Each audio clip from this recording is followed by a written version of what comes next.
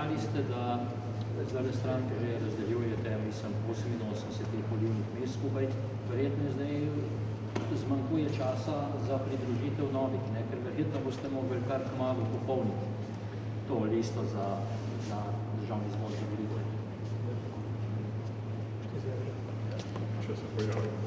Glejte, mi imamo volilno listo v glavnem dogovorjeno, se dopolnjujemo. Tiste male linice, ki so še odprte, bomo zapolnili, smo pa vedno in do konca odprti tudi za vse ljudi, ki imajo voljo, da sodelujejo na teh volitvah, in sprejeli bomo vse tiste, za katere ocenimo, da so lahko uspešni kandidati. Tako da v tem trenutku lahko rečem, da nas ne preganja čas, zato ker smo vse pomembne zadeve že dogovorili. Da še verjetno je prav izpovežemo Slovenije, prišla tudi ideja, da bi bil gospod Slovenič mandatar. Oziroma članske stranke bolj. Ja, če lahko jaz zdaj v teh pogovorih nisem toliko sodeloval, po informacijah, ki pa sem pridobil tudi od predsednika, je ves čas na naši strani zelo velik ponos na to, da nas Jože Colarič podpira, tudi javno je v tem delu povedal. Je tudi na nek način magnet, da je marsikdo drug, ki smo ga nagovarjali, lažje pristopil temu gibanju in daje svojo to določeno težo.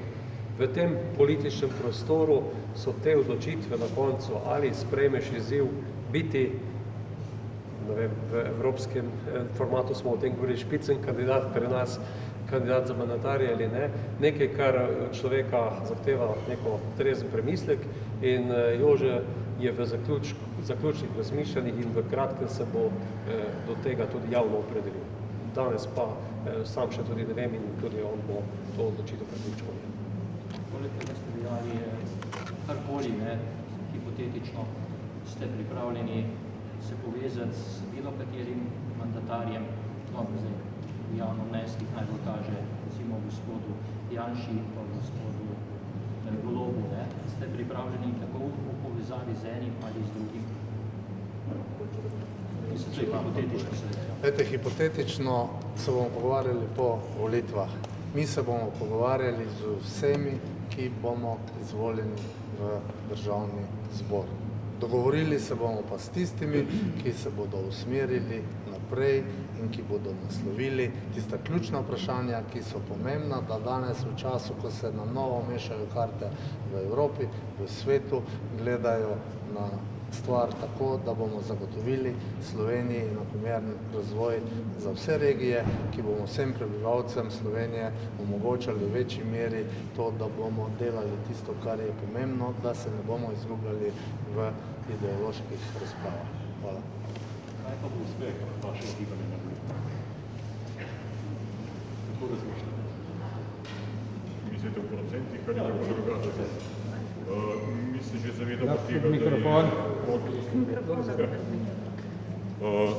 glede na to, da nas spremljate kot posamične stranke in da nas boste verjetno odslej naprej spremljali kot gibanje Povežimo Slovenijo in da je sporočilnost tega dogajanja zdaj v času pred volitvami zelo močna, smo zelo pozitivno naravnani oziroma prepričani o tem, da bomo parlamentarni prag prestopili. Želimo pa si biti tudi jeziček na tehtnici pri formiranju nove vlade. Verjamemo, da se da v Sloveniji formirati vlado tudi tako, da ni ideološko monolitna, in verjamemo v to, da takšna vlada na koncu lahko pripelje do normalizacije stanja v državi. Odprti, kot je že rečeno, na vse strani, z enim samim ciljem za prihodnost, imeti operativno vlado. Tako, ki bo sposobna sprejemati tudi včasih nepopularne odločitve.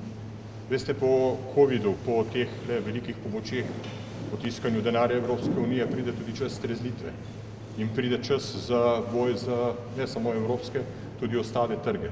Če Slovenija takrat ne bo imela operativne vlade in če ne bomo sposobni hitro reagirati na spremembe, ki jih je že omenil gospod Počivalšek, to pa je nova razmerja moči ekonomske in politične v svetu, ki se zdaj ravno kar establirajo. Slabo bi bilo imeti šibko vlado, ki ne bi bila sposobna tudi v primeru vlečenja nepopularnih potez in nepopularnih odločitev. Slabo bi bilo, da bi Slovenija dobila tako vlado, ki bi bila všečna na kratek rok, država kot taka bi pa izgubljala svojo pozicijo v mednarodnih odnosih. Potrebujemo močno vlado in za to vlado se splača potruditi.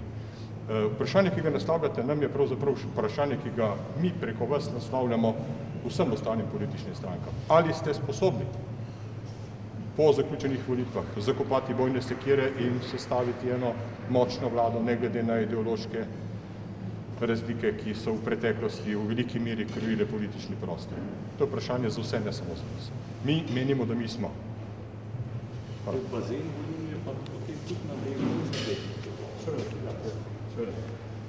Če lahko sam stavek še dam, to jaz iz te evropske izkušnje, ko gledam skozi ta krizna obdobja Evrope, katere države so bile uspešne, so bile tiste, ki so bile sposobne preseči to delitev in narediti tudi široke koalicije. In povežemo Slovenijo, tako kot smo se znali mi povezati, mislim, smo eno odlično vezivo, da lahko ta most med temi različnimi pogledi naredimo in nismo eni tistih, ki bi govorili, s kom ne želimo iti, ampak smo tisti, ki se želimo res v široki koaliciji povezati. In če gledamo samo to, kar tudi zdaj delamo v Evropskem parlamentu, cilj prehoda v nizkoogljično družbo do leta 2030 bo zahtevala zahtevne, težke odločitve, ki bomo bili sposobni narediti, če bomo dosti široki, dosti odgovorni in v prihodnosti smerni koaliciji. In to in ta ton želimo mi, da